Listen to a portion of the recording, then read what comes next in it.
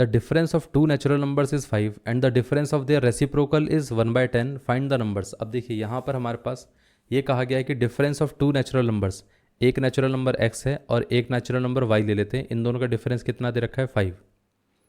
आप खुद सोचिए कि जब हमने ये डिफरेंस लिया तो यहाँ पर हम क्या बोल रहे हैं कि यहाँ पर हमारे पास x की वैल्यू ज़्यादा रहेगी y से, तभी तो x में से माइनस किया y को।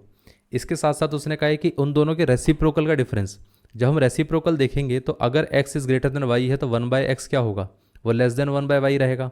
तो हम ऐसा बोल सकते हैं ना कि 1/y में से हमें 1/x को माइनस करना पड़ेगा और इन दोनों का जो डिफरेंस आएगा वो आएगा 1/10। इतना क्लियर है, ये चीज़ हमें पता होनी चाहिए।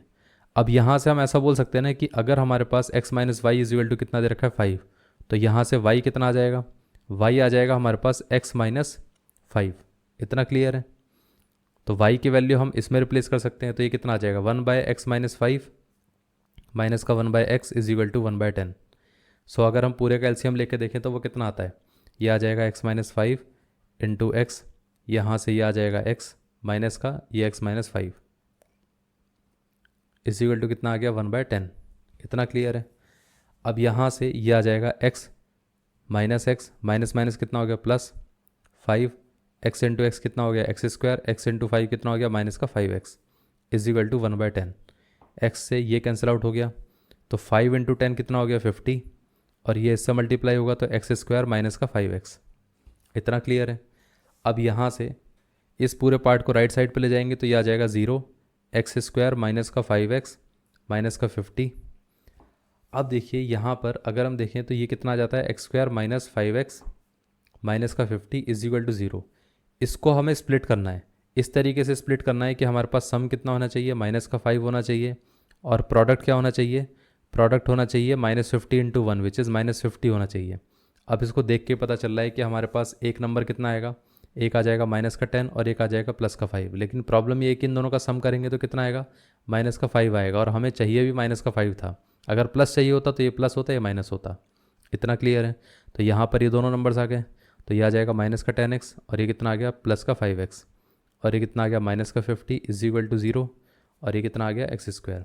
इसमें से हम x कॉमन ले सकते हैं तो यहाँ पर बचेगा क्या x माइनस 10, यहाँ से हम 5 कॉमन ले सकते हैं तो ये क्या बचेगा x माइनस का 10 इज इक्वल टू 0।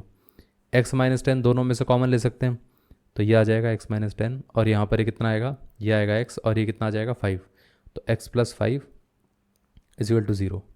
इसमें से हम ऐसा बोल सकते हैं कि अगर ये वाला पोर्शन 0 के इक्वल रहेगा तो x की वैल्यू कितनी आ गई 10 आ गई, ये वाला पोर्शन अगर 0 के इक्वल होगा तो x की वैल्यू कितनी आ गई माइनस का 5। ये पार्ट क्लियर हो गया। अब उसमें क्या कहा गया था, कहा गया था कि x और y दोनों क्या है हमारे पास, ये दोनों हैं नेचुरल नंबर। इतना क्लियर है। अब नेचुरल नंबर कब हो सकते हैं, तो मतलब ये वाला पार्ट तो हो ही नहीं सकता है क्योंकि नेचुरल नंबर तो पॉजिटिव रहेगा। x अगर 10 है तो y कितना रहेगा, y कितना था, y था x माइनस 5, तो मतलब हमारे पास कितना आ जाएगा 10 माइनस 5 इज इक्वल टू कितना आ गया 5। तो एक नंबर आएगा 10, एक नंबर आ जाएगा 5, तो यहाँ पर x इज इक्वल टू 10 आ गया और y इज इक्वल टू 5 आ गया। ये नंबर्स थे हमारे। इतना क्लियर है। अब जब पूछा जाएगा कि यहाँ पर नंबर्स क्या हैं तो हम ये बोल सकते हैं कि hence the required numbers are 5 and 10, hence the required numbers are 10 and 5। That's it.